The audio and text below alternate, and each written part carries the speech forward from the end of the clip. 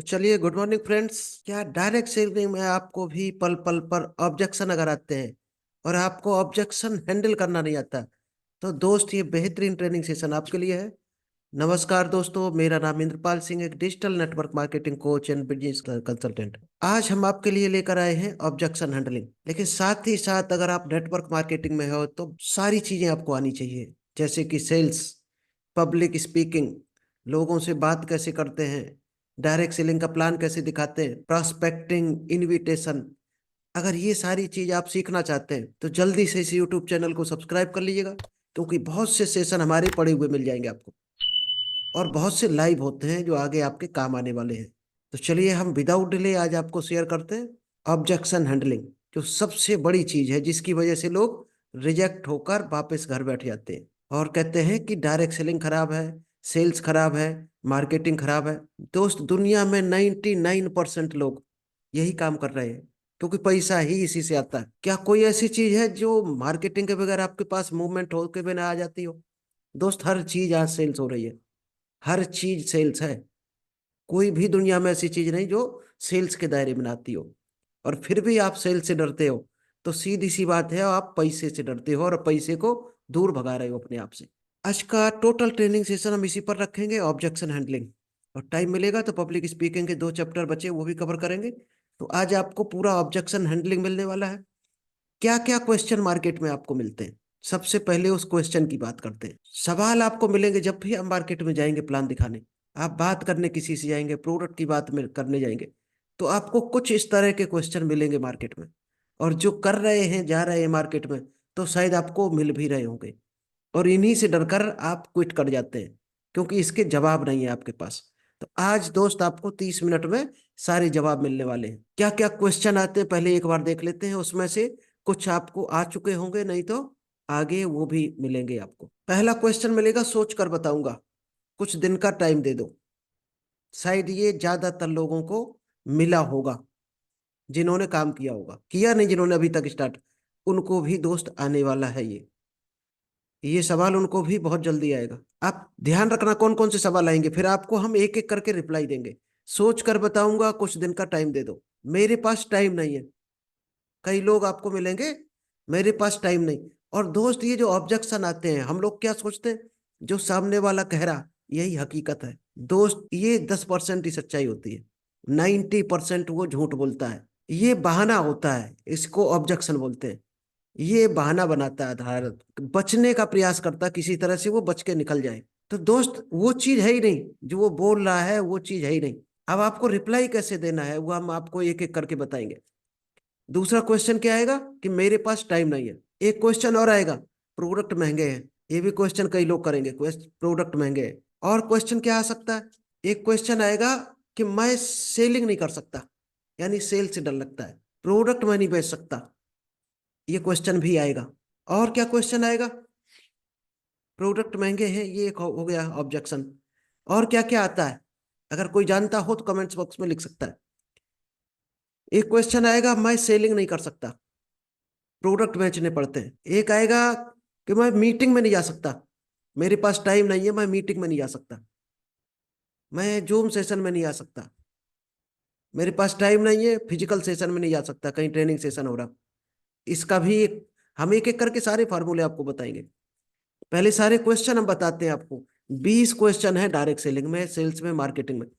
अगर ये 20 क्वेश्चन का जवाब आपने सीख लिया, तो शायद है आप डायरेक्ट सेलिंग के खिलाड़ी बन जाओगे। एक और क्वेश्चन आएगा, मैं ज्वाइनिंग तो करूंगा, लेकिन 1-2 महीने बाद करूंगा, ये सवाल आएगा। एक सवाल आएगा, मैं पहले भी मीटिंग अटेंड करी हमने डायरेक्ट सेलिंग की, और मैं जानता भी हूँ इस कंपनी के बारे में, तो आपको क्या बोलना वहां पर। नेक्स्ट क्वेश्चन आएगा, प्रोडक्ट की क्या गारंटी है, जैसा आप बता रहे हैं क्या ये सही है या नहीं, तब आपको क्या बोलना है। एक क्वेश्चन आएगा, मैं तो लोगों से बात ही नहीं कर सकता, मुझे डर लगता बात करने में, या मैं उनका नंबर नहीं मांग सकता, तो ये भी एक तरह का क्वेश्चन आएगा। बहुत से लोग बात करने में डरते हैं, तब आपको क्या बोलना है। एक क्वेश्चन आएगा, मुझे डिस्काउंट दो, दूसरा हमें इतना % डिस्काउंट दे रहा, तो वो बार्गेनिंग करने की कोशिश करेगा। एक आएगा कि मेरे पास कॉन्टैक्ट लिस्ट नहीं है, लोगों से जान पहचान नहीं है, तब आपको क्या बोलना है? 5-6 सवाल होते हैं दोस्त मेन। अगर आपने ढंग से समझाया है तो 5-6 सवाल ही आएंगे। लेकिन आपकी समझाने की कला कुछ लूज है अगर, तो कुछ कठिन सवाल आ सकते हैं। कठिन सवाल मीन्स छोटे मोटे, जिनका कोई लॉजिक नहीं है, आप आराम से उनको गाइड कर सकते हो। एक आएगा कि मेरे दोस्त ने ये किया था, मेरे अंकल ने किया था, चला नहीं, छोड़ दिया। ऐसे भी लोग आपको टकराएंगे। वहां पर आपको क्या बोलना है? एक आएगा, मैं लोगों से लोग को कन्विंस नहीं कर सकता हूं, मैं लोगों से बात करके उनको समझा नहीं सकता। एक ये क्वेश्चन आएगा। चलिए, एक क्वेश्चन आएगा, मुझे एमएलएम चेन सिस्टम पसंद नहीं है। वहां आपको क्या बोलना है? एक क्वेश्चन करेंगे लोग, इस कंपनी जैसी बहुत सारी कंपनी है, मैंने फलानी कंपनी ज्वाइन की थी लेकिन मैं सफल नहीं हुआ, या हमें पसंद नहीं आया ये काम। ऐसा क्वेश्चन कुछ करेंगे। कई लोग कहेंगे कि हमें कुछ अपना काम करना चाहिए। नॉर्मली हल्के हल्के क्वेश्चन रह जाते हैं। 5-6 क्वेश्चन ही सबसे इंपॉर्टेंट होते हैं कि मेरे पास टाइम नहीं है, सोच के बताऊंगा, मेरे पास पैसे नहीं है। इस तरह के ऑब्जेक्शन ही ज्यादा होंगे। कंपनी भाग तो नहीं जाएगी। एक क्वेश्चन लोग करते हैं, नेटवर्क मार्केटिंग इतना अच्छा काम है तो सभी लोग क्यों नहीं करते? ऐसा भी क्वेश्चन कोई कोई कोई करना मिलेगा आपको। कुछ कहेंगे ये विदेशी कंपनी है, कुछ लोग कहेंगे कंपनी अगर इतनी अच्छी है तो दुकानों पर माल क्यों नहीं बेचती है। ये भी क्वेश्चन करेंगे लोग।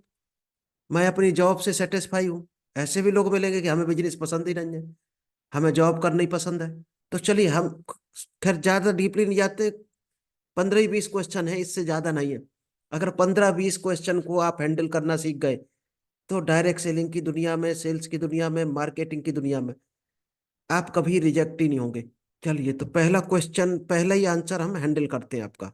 मान लिया किसी ने आपको बोला कि सोच कर बताऊंगा, तो दोस्त सबसे पहला जो काम होता है, वैलिडेशन प्रोसेस होता है। यानी कि आपको पहले वैलिडेशन करना है कि ये आदमी काम का है या रिजेक्ट करना है। बहुत ज्यादा रॉन्ग थिंकिंग का, निगेटिव सोच का आदमी है तो उसको बिजनेस में लाना न लेना कोई मतलब मायने नहीं रखता। आप कितनी भी मेहनत कर डालो।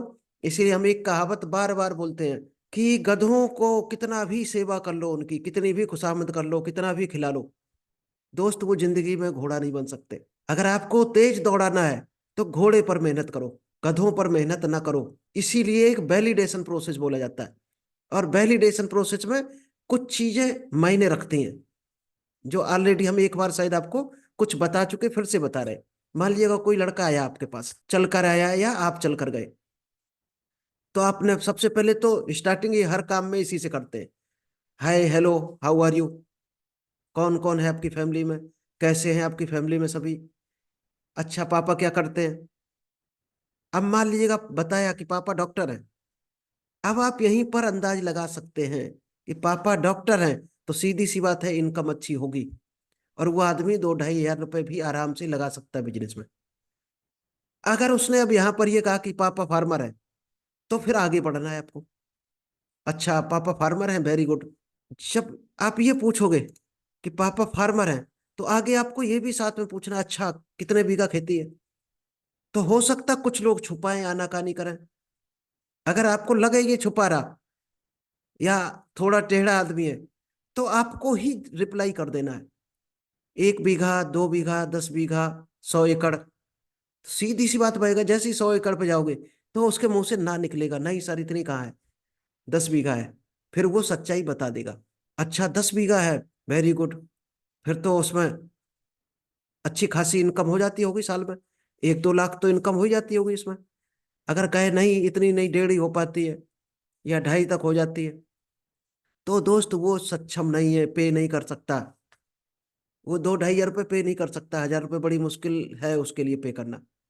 तो ये वैलिडेशन प्रोसेस है, आप वैलिड करके ये निकाल लोगे कि ये आदमी पे काम करना चाहिए कि नहीं करना चाहिए। फिर आगे आपको जाना है, और आगे अगर पूछना चाहते हो तो और आगे जा सकते हो। अच्छा, भाई क्या करता है? मल्टीनेशनल कंपनी में है, जॉब करता है। अच्छा, बहुत बढ़िया, किस पोस्ट पर है, क्या पढ़ाई की थी उसने? फिर तो उसका अच्छा पैकेज होगा। अगर बता देगा ठीक है 6 लाख का है तो अच्छी बात है। नहीं बताता कितने का पैकेज है, 6 लाख, 8 लाख। शादी हो गई भाई की, कहेगा हाँ हो गई। अगर शादी हो गई तो सीधी सी बात है इसको सपोर्ट नहीं मिलेगा, कम चांस है। और शादी नहीं हुई तो 100% सपोर्ट मिलने के चांस है। तो वो कितना भी पैसा भाई से ले सकता है। तो ये चीजें आप खुद वैलिड करना है आपको। और यही एक छोटा सा एक इंटरव्यू बोल सकते हैं या वैलिडेशन प्रोसेस बोल सकते हैं। तो इस बिजनेस में क्या अच्छा लगा जो आप यहाँ आए? आज से पहले क्यों ज्वाइन नहीं किया? आर यू श्योर कि आप कॉन्फिडेंस हैं कि इस बिजनेस में आपको मेहनत करनी पड़ेगी तो आप कर ले जाएंगे? तो सीधी सी बात है, आपको वो क्वेश्चन पूछने हैं जिसका जवाब यस और नो में या आप चाहते हैं वो आंसर मिले। अगर ये काम आप कर पाए तो शायद है आप जीत जाएंगे, सेल्स में आप जीत जाएंगे। चलिए एक आपको हम और बताते हैं। इसके बाद आपको ये निकाल लेना है वैलिडेशन प्रोसेस से कि इसको सेल्स पिच देनी है कि नहीं देनी है, यानी सेल्स का ऑफर देना है कि नहीं देना है इसको। ये आपको खुद डिसाइड करना है। आपको लगे कि बंदा अभी डाउन है, नहीं कर सकता, तो उसको सेल्स पिच नहीं देनी। हम गलती क्या करते हैं, कोई भी हो, भाई साहब प्रोडक्ट ले लो बहुत अच्छे, भाई साहब कंपनी में जुड़ जाओ बहुत अच्छी। दोस्त, हर आदमी हर काम के लायक नहीं बना है, भगवान ने सबको अलग अलग बनाया है। सारे लोग अगर बिजनेस में सफल हो जाएंगे, सारे बिजनेस में आ जाएंगे, तो और भी काम दुनिया में है, कौन करेगा? भैंस कौन पालेगा? मकान कौन बनाएगा? भट्टे पर ईंटें कौन बनाएगा? एजेंसियों पे जो स्टाफ की जरूरत होती कौन करेगा सर्विसिंग गाड़ी की? तो हर आदमी हर काम के लिए नहीं बना है, ये आपको छांटना है। और हम क्या करते हैं, हर आदमी को दे प्लान, भाई साहब कंपनी में आ जाओ, जुड़ जाओ कंपनी, कोई दोस्त जुड़ने वाला नहीं। ये आपको पहले इंटरव्यू लेकर फाइंड आउट करना है कौन आदमी इसके लायक है, सेल्स के, कौन आदमी मार्केटिंग के लायक है। किसी के सपने ही नहीं है, कोई अमीर बनना ही नहीं चाहता है, आप उसको जबरदस्ती बनाने पे तुले हो। क्या उसको समझ आएगा? कुछ भी समझ आने वाला नहीं। वो मगन है अपने 15-20 हजार नौकरी में, वो चाहता ही नहीं हमारे घर में 1 लाख रुपए आए। आप क्या जबरदस्ती उसके घर में डालोगे जाके 1 लाख रुपए? जब आप ये फाइनल कर लो तब आपको सेल्स पिच पर लाना है। जब आदमी इंटरव्यू में पास हो जाए तब उसको सेल्स के बारे में बात करनी है। चलिए ये भी हम एक लेते हैं कैसे करनी है। मान लीजिएगा किसी ने कहा कि सोच कर बताऊंगा या मेरे पास टाइम नहीं है। अब आपको कम से कम 5 सवाल ऐसे पूछने हैं जिसका आंसर आप चाहते हो वो दे सामने वाला। और पूछ सकते हो तो 10-12 क्वेश्चन भी पूछ सकते हो, लेकिन कम से कम 5-6 सवाल पूछने ही चाहिए। तो शुरुआत कैसे करेंगे? सबसे पहले पूछना है, मान लीजिए किसी ने कहा हमारे पास टाइम नहीं है या सोच कर बताऊंगा कि इस काम को करना है, तब उसको बोलना है कि भाई साहब आप जब सोचोगे 1 दिन में 2 दिन में, तो उस समय आप अकेले होगे। सीधी सी बात, आप अकेले होगे तो आपके माइंड में कुछ ना कुछ फिर सवाल खड़े होंगे जब सोच रहे होंगे आप। तो शायद है आप अकेले उसका हल नहीं निकाल सकते। तो चलिए बैठकर हम लोग दोनों लोग सोचते हैं और इसका सॉल्यूशन निकालते हैं, क्योंकि एक से भला दो, तो 2 लोग ज्यादा अच्छा बेहतर आइडिया निकाल सकते हैं। चलिए बैठिए और एक एक करके आप सवाल रखिएगा, क्या क्या चीज आप सोचेंगे। ये हो गया। इसके बाद आपको शुरू कर देना है अपना क्वेश्चन। क्या करोगे?